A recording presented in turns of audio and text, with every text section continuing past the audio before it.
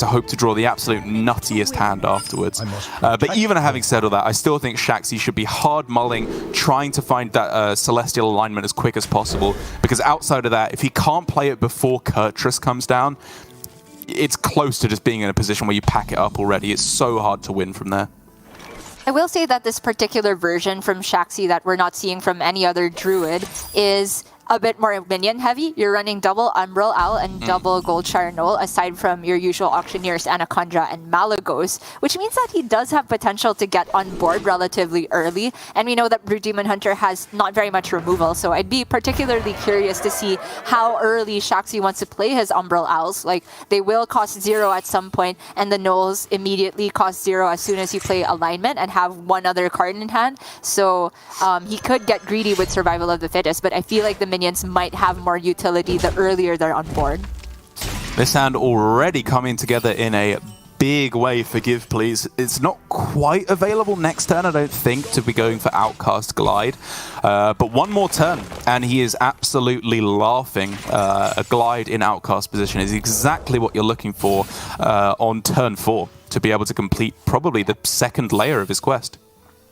And it's going to be major disruption for Shaxy too, and it could mean that Shaxy plays this Nourish for ramp next turn. He innervated out the Overgrowth, which I absolutely agree with, because he has Nourish to follow up the curve, but I wonder how he's going to use it, how much he's going to respect the possibility of Glide. He can get down Umbral Owl as well, relatively cheap with the Guess the Wait. I don't think he can play both Nourish and the Owl, unfortunately, though. He can't, yeah. On the other side, though, for GivePLZ, I do actually really like his decision to not play the Spectral Sight there. It's one of the things of when you have Glide in hand that you're going to outcast, you want to leave your deck as chock full of draw cards as you can. And so just cycling through on the Peddler. And then, of course, when you got the second Spectral Sight, I think you absolutely go for it there. But not going for the first one, I think, shows good understanding of how you play a post-Glide game. Interesting. Shaxy could bait the Owl now, but is going to hold back. Obviously, I can see the Glide, so I'm a bit worried for him, but he's choosing to hold back because looks like he's going to go alignment next turn, and then every spell you have in hand, even though the Innervate will cost 1, is a cycle for the Auctioneer. Looks like GivePLZ is not going to go for the Glide this turn, though. Wow. At least not the one that's shuffling Shaxy's hand. Yeah, I mean, if you get it into Outcast position, because you kind of have to expect Celestial Alignment on the following turn. And so just, I suppose you can leave the coin there, that's fine, obviously. But if you get that out of the way, it just makes it even cheaper to go for the Glide on the following turn. We'd also talk about the interaction of alignment with Brutes. You know, I mean, they were going to cost 0 one way or another, but the fact that they are coming online this turn is enormous for Shaxy. He probably doesn't even have the time to play alignment if there's going to be 2 Brutes on board. We'll see. Okay, one more card draw effect with the Chaos Strike makes them all cost 0. Another Philosophy can be coined out. GivePLZ showing us the right order as well. 3, 7, 8 Brutes and a 1-3. Can you even alignment versus that? You are literally just dead, right? There's 14, 20. I suppose you're technically alive, but you'd have to have the mother of all pop-off turns next turn. My goodness. I mean, there might not be any other win condition if he doesn't do it, is the thing. True. He does have Innervate, Solar, Cenarion Ward for 2 8-drops and a free Umbral Owl. That's not bad, but I don't know if your average 8-drop stands up to a 7-8, let alone 3 of them.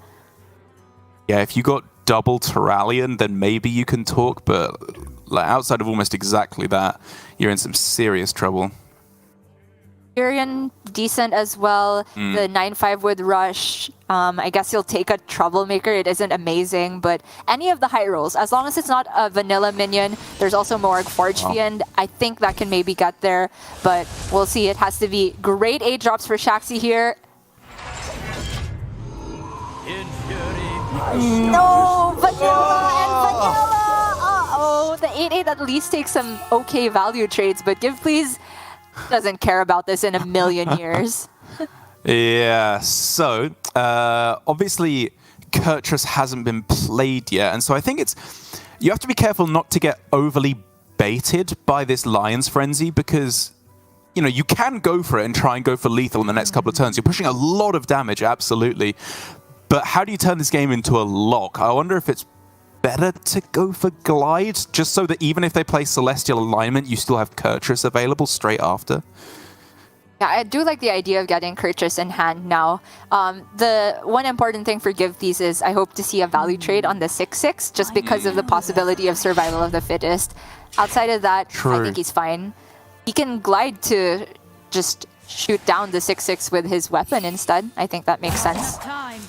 Yeah, this still gets Kurtrus in hand, and disrupting your opponent's hand is probably not that crucial from where he's sat. You'd rather get the Lion's Frenzy in hand because they haven't played alignment. You know, you maybe have to read that it's not even there. And it's also just 4 cards for 4 cards, so on average doesn't really help or hinder them. And Shaxy still cannot play alignment without dying. Oh, it's so close. If you can go Anaconda, Nature Studies... it just doesn't get it. I was wondering if you could play Anaconda and then alignment on the same turn.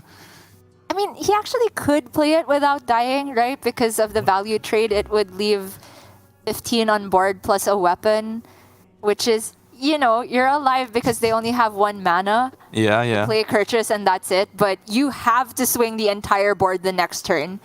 And that is not an impossible proposition. He has sort of the hand to do it, right? Anaconda Auctioneer. True. But it really still needs a Nourish or a Bloom to pop off, and he already used a Nourish, so it's a desperate alignment at the best of times. Survival. Wait, survival with the owl. That's pretty good, right? Survival with the owl or Kodo with the owl? Is that better? Probably not. Yeah, you'd rather go survival. That's pretty good, actually. Yeah. 2 brutes down, but Kurtrus unhindered next turn. Yeah. No Celestial Alignment played yet either, which of course means it's another full turn of setup before he's going to be able to pop off. And I think GivePLZ will quite happily here go for his own Kurtrus. Massive board presence, still threatening lethal next turn with what is likely to be a monstrous Lion's Frenzy turn. This needs to be big from Shaxy, but it's showing the hints of maybe being able to turn things around. If he's thinking about the trade, I don't think he has to go for it. He's really scratching the head about it, though. Really massaging that grey matter. He never really gets bursted down, even if the 12-5 can go face here. The Spirit Jailer retained on the previous board was actually huge, so that GivePLZ didn't have to face tank the 8-1. But for Shaxy here, Lunar Eclipse was not it. Needed something bigger than that. I don't think there's any sequence of Auctioneer draws that get him out of this. So if he alignments, he can maybe stay alive, but I still don't know what the sequence of draws for the next turn can be that saves him. Well, you just need to draw Owl, right? It's an 8-8 at the moment, so... Gadget Sand, Luna, maybe if you hit some card draw and then Owl afterwards, or Null, potentially, if that's ever playable after some card draw, but I don't think so. And then you can at least clear the board, so they need to do 15 damage in 1 turn, which is kind of hard. Yeah, maybe. Fair enough. There's still 1 more Brute that Shaxy hasn't accounted for. True. This was just 1 philosophy twice, right? But I think alignment is his only practical avenue to victory here, fit in the hero power. If the very next draw after the alignment is Lightning Bloom, he can Bloom, then Auctioneer, then Lunar, and then if your next draw after that is Nourish, you can do an Insane Train. But this is very specific.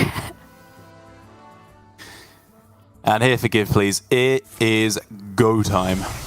Everything costs nothing, everything drawn. Oh, wait, that is something that stops the train, but he still has Acrobatics. Which always draws you a whole lot more. Everything playable.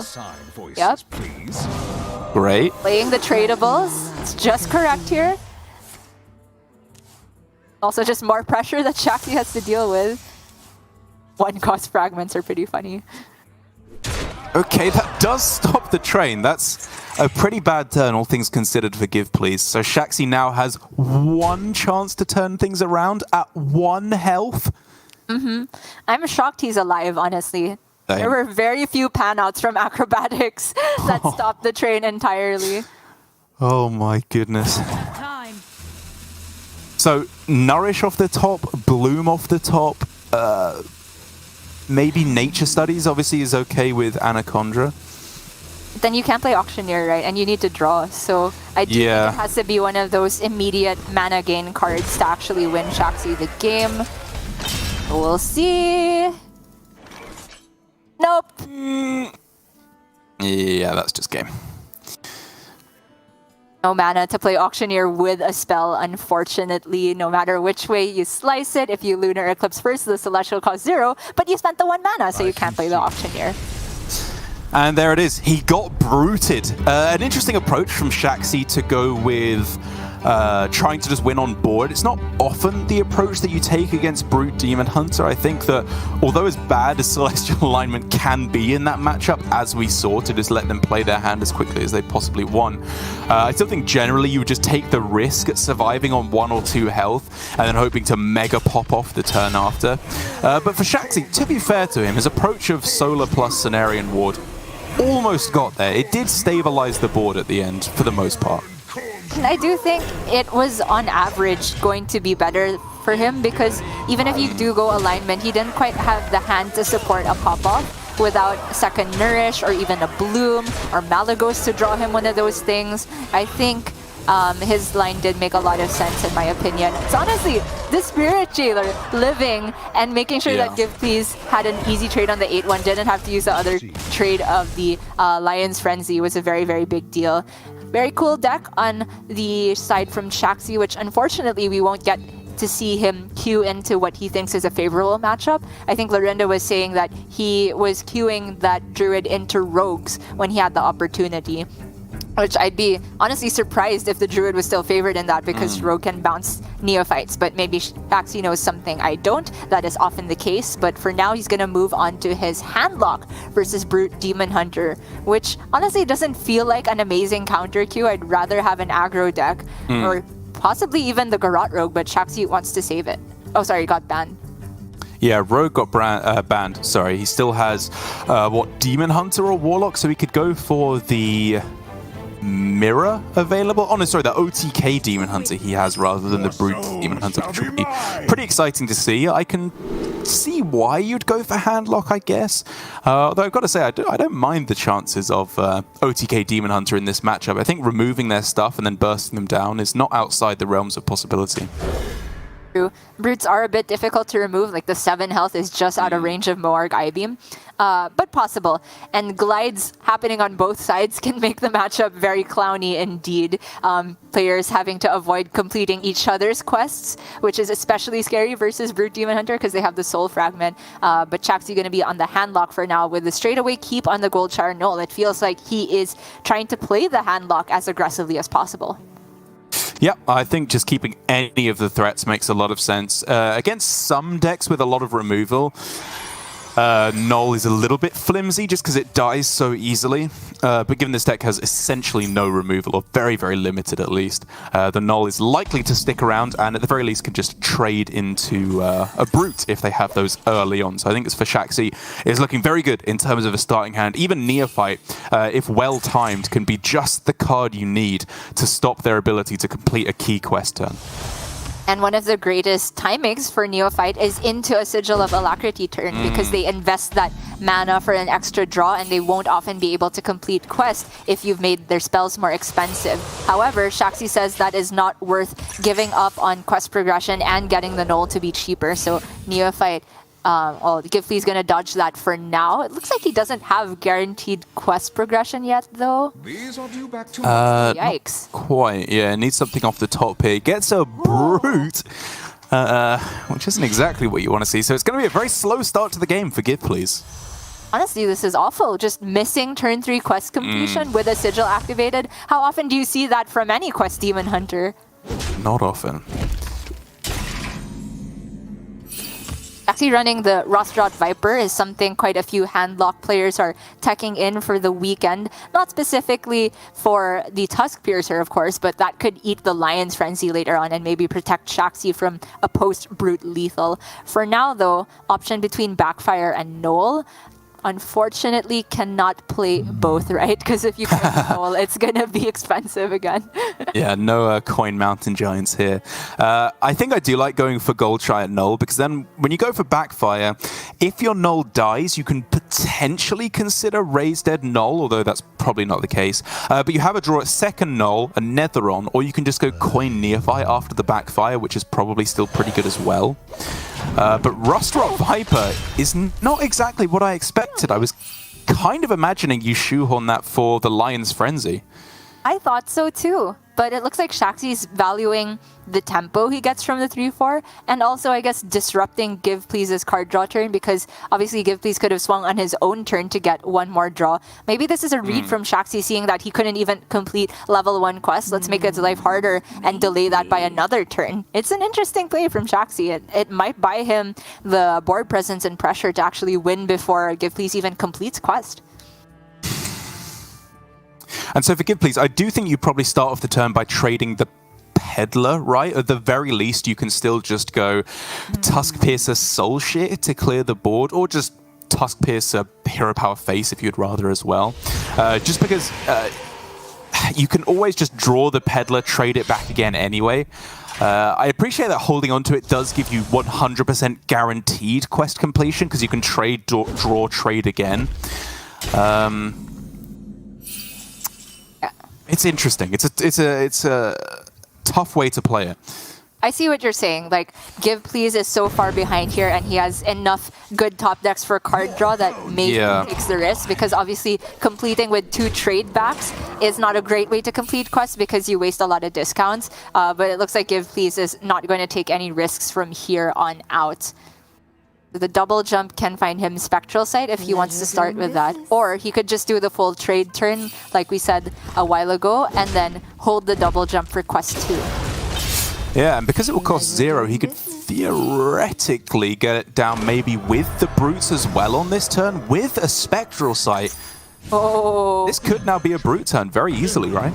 Yeah, starting with the Jailers to put the fragments in, make sure the Brutes have as good a chance of getting to 0 as possible, and retaining mana for possible Velocity. Oh! All right, this is a triple Brute turn. Quad Brute? Oh, almost. Almost Quad Brute. You dream big, Derek. Wow, he actually completed second quest as well. That turn was insane. I did not expect that. That very rarely happens that you do both at once, and it makes up, of course, for missing out on a turn 3 quest completion. We could be looking now at very easily Kurtrus on turn 7. And even with a Tamsin top deck, still away from the mana to be able to go Tamsin and double Soul Rend. It's still not a bad card to get though, right? It opens up double Drain Soul, double Touch of the Nathrazim, I guess, is what you're considering. I mean, he can play a lot here. I kind of like maybe the Mortal Coil instead, in case he picks up Unstable Shadow Bolt. That feels like that does more than Drain Soul here. But we could just see Null for free and a Raise Dead turn instead, save up all the mana for a bigger Tamsin next turn. But is he dead if he does that? So you can go Null, Raise Dead, pray that you get 2 Nulls. You're guaranteed at least 1, given that it's only Snake and double Null in the pool once these both die. And then you could go with a a Drain Soul as well. Yeah, I kind of like that play. Like 1 Null into a 7/8 and 1 to a 6/7, I think. And then the Raise Dead plus 1 Touch and Drain Soul. That would clear 2 Brutes and get you 2 Nulls back. However, that was a lot of spells to use without Tamsin, so it feels like Shaxy's valuing getting multiple Tamsin procs off right now. Yeah. And this is reasonable. A bit sus with the coil, I guess. I think that's fine, right? He'd rather have 4 health than a card, is what you're saying with this. Well, you could have drawn on the 1/1 first before doing the rest of it. Sure. I guess there's very little he could have changed anyway, so I'm going to let that slide. GivePLZ now. Slide is Kurtrus. Yeah.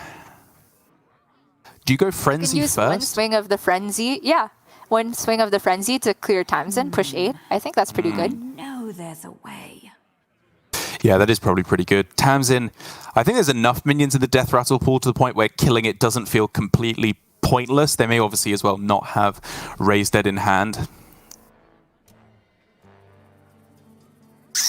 He also can't have a read on no Soul Rend, for example, because Tamsin with Soul Rend wasn't playable last turn.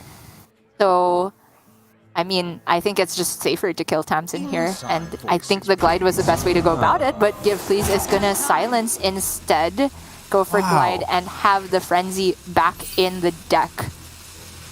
I mean, obviously this means that you have more charges of Frenzy later on, but you then don't Glide your opponent, which is... You know, they're at 6 cards. It's not the biggest deal in the world to put them from 6 to 4. But I think it was... I think I probably would have ended up on that anyway. He gets a 3-4 body, I guess, which is the upside of this line. Maybe hoping that's quite hard to clear. That's true.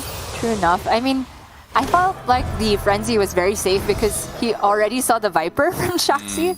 But maybe the 3-4 body, like you said, is enough to push GivePLZ onto the board game plan, but that looks like it's gonna quickly fall apart with Null, and I guess only can't fit in a Giant with the Null this turn, unfortunately. Yeah, I think it has to be Null Drain Soul, right? Just to be able to clear off the Brute, otherwise the Null doesn't really do anything. Like, you could potentially go Drain Soul Giant, I guess, if you don't care about actually clearing off the Brute, but that feels too flimsy to me. I think you clear the board this turn, or the Brute at least, and then you follow up with a double Giant play next turn. Yeah, that looks nice to me. The other Brute then becomes pretty difficult to play because the hand is kind of narrow, but you cross that bridge when you get there. Insta-Kurtrus, Insta-Sigil. Oh yeah. Oh yeah, this is just lethal next turn. Guaranteed. Always find the Frenzy. Always, dude. Always. Okay, but can Shaxy, in the, you know, fringe case where GivePLZ doesn't find the Frenzy immediately, can Shaxy remove enough and develop his own counter-lethal the next turn? Like, just the Kurtrus on board is pretty scary here. It doesn't have to be a very big Lion's Frenzy. Oh, wow. Soul Rend is pretty big. It obviously allows him to activate the Baron's Scavenger right away. But the mana is still just a little bit awkward. Like, he can go Soul Rend, tap, but then he can't play the Giants. It's, I guess, probably not a Soul Rend turn. I mean, again, you could go Gold Giant, Null, Soul Rend, but then you're just passing the turn without applying any kind of pressure. What about Soul Rend, 1 Barons and a Giant? That fits, right? Or 1 Giant and Barons. It's super awkward to play a Giant into a 7-2, but it's max pressure this turn. Like, Shaxy's just going for the full delete game plan. This is the strongest in the world where there is Lion's Frenzy just to stay alive. Yeah. But it's slow, right? This potentially gives GivePLZ 2 turns to get the lethal with Frenzy because he'll have 2 swings. It's very slow, and GivePLZ has one heck of a hand to be moving along with here. Double jump, Spectral Sight, 0 mana acrobatics. This is just card draw city. Yep, only a matter of time. Glide as well, oh my lord. Never glide till you find the Frenzy, because it's not actually getting you closer to it. Yeah. He still hasn't spent any mana this turn. That's disgusting. That's hilarious. These are due back tomorrow. Brute. There's the Brute.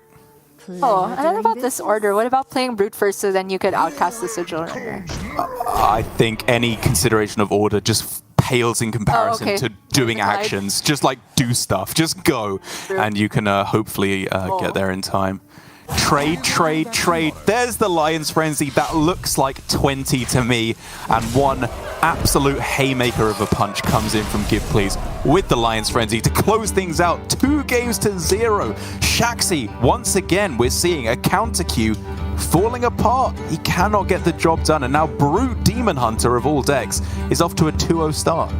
I mean, honestly, I don't think Shaxy had a very good counter queue, like a highly favorable matchup into this Brute Demon Hunter after the Garrote Rogue was banned away, which you can even argue is not that favored. And we can see it's one of the kind of drawbacks of running a lineup that doesn't include one of the key archetypes, or at least the best deck of each archetype, which a lot of people would agree Shadow Priest is the best aggro deck. It makes sense for LHS.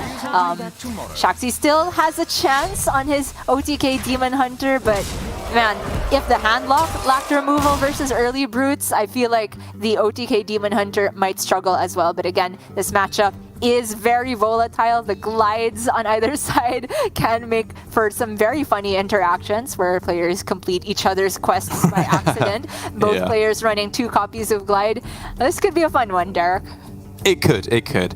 I think as well for Shaxy, the interesting thing actually specifically about that game is that he was in the exact kind of situation that the Mithril Rod version attempts to fix, because of the weird interaction where if you reduce the cost of Baron Scavenger, it costs 0 instead of costing 1, which is, I think, not working quite as intended. I could be mistaken on that, but it is the way it works, whether or not it's intended.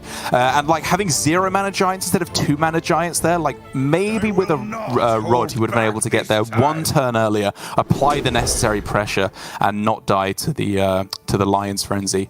But either way, it's just been a monumental couple of games for GivePLZ. He's had the juice game after game, early Brutes every time, Lion's Frenzy to follow up, and Shaxy is going to need a good hand to be able to stand up to it, but thankfully a good hand is exactly what he's got.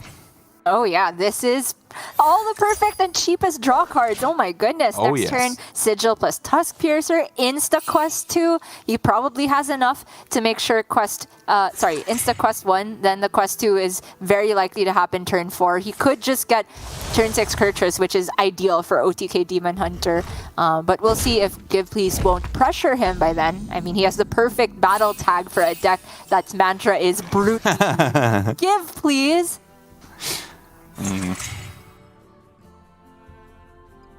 Yeah, the expected game plan coming through for Shaxy, setting up for the turn 3 quest, as of course is Mr. GivePLZ. Philosophy kind of stranding the Spectral Sight in a bit of an awkward position right now, and the Acrobatics is just going to get the quest done for this turn. There's some Brutes. Ooh. You can play 0 mana. Oh, it's so close, isn't it? It's so close, but it's just not there. Yeah. So it's a bit tricky to actually figure out the timing for the Spirit Jailer, because GivePLZ is not guaranteed to finish Quest 2 next turn with just Spectral Sight. True, yeah. He is going to commit it anyway, because the Soul Fragments plus the Tusk Piercer gives him a very, very good chance of being able to do it immediately. But the Philosophy 1 mana spent, making sure that Spectral Sight can be in outcast position is a bit scary. Finally, we're starting to see some of the cards that actually differentiate these two decks with Arcanist and Guild Trader coming through. Arcanist, a pretty nice card to discount, in all honesty. It's probably going to get messed up by Glide before it ends up actually mattering later on in the game. But it's the kind of hand where, you know, if maybe he can also discount a Moarg or Il'gynoth, he doesn't necessarily need Kurtrus to win the game later on. It's still probable he will, but you can at least start exploring other avenues. I may have miscounted. I think GivePLZ still does get guaranteed Quest 2 with 2 draws from Spectral, and then the draw from Tusk Piercer, and then the trade back for the total of 5. This Philosophy, however, the second Spirit Jailer drawn makes that not copy the Brute. That's annoying. So if he plays Jailer, he can outcast Spectral Sight, but then he won't progress the quest. Very awkward draw. So you could trade the Snake, I guess, first of all. And then if you go Spectral Sight, you don't have mana to play. Ooh. Probably just play that Spectral, right? And accept that you're not playing Philosophy on the Brood.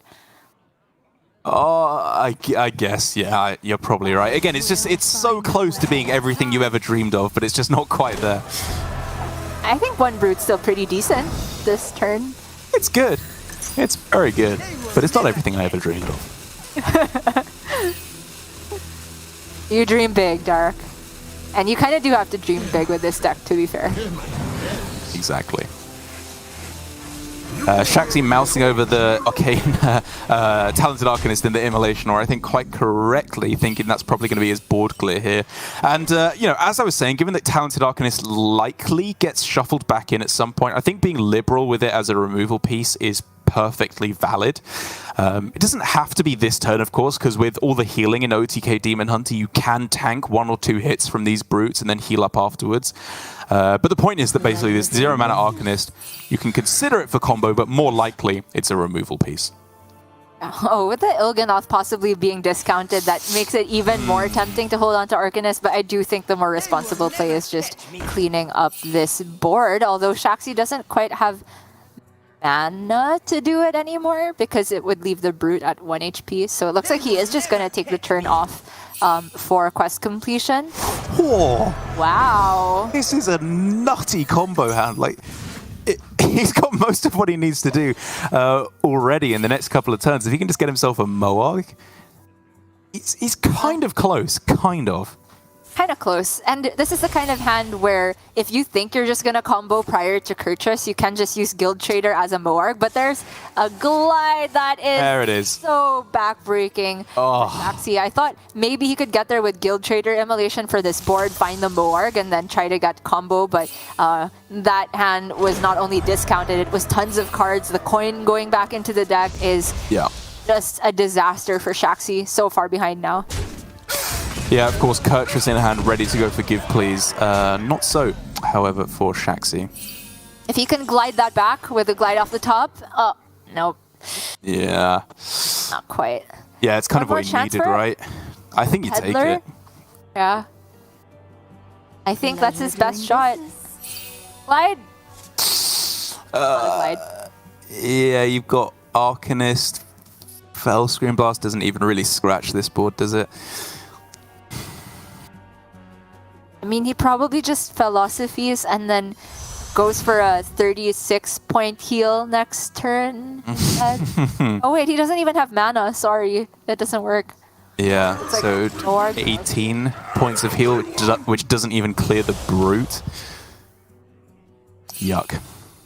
Trying to stick the Moarg somehow. This is smart, right? Because even if the Brute trades into the Moarg, it will be damaged to the point where Arcanist plus other Moarg can clear it off, but that's the least of Shaxy's problems here. Kurtrus has hit the board. Yeah, quite right. And the positioning as well from GivePLZ obviously absolutely correct. You use these minions as a buffer to keep your 2 important minions apart. You know there's another Moarg in hand, so you just don't want to give them any chance whatsoever of clearing off both your big boys. And Glide does very little for Shaxy from this point. Kurtrus is at the board for GivePLZ, so very little in terms of counterplay. Are we seeing the antithesis to Game 1 of Masters Tour Silver Moon? It's the Hunter sweeping instead of getting swept. Yeah, this is what Last Hero Standing was all about. Just allowing Brute Demon Hunter to win every game it plays in. I think there was some consideration there for GivePLZ to actually play the Philosophy, interestingly enough, because it's a card he honestly doesn't really care about anymore.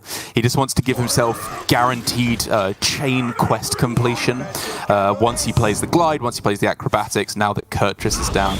But either way, I think just hero powering is fine as well. Yeah. I mean, not a big surprise for GivePLZ well, most of his board to get cleared and the big heal back up, but he's fine because he still has that Lion's Frenzy knocking about somewhere in the deck. He can just still play Glide, right? No need to outcast this because outcasting is just better for Shaxy at this point.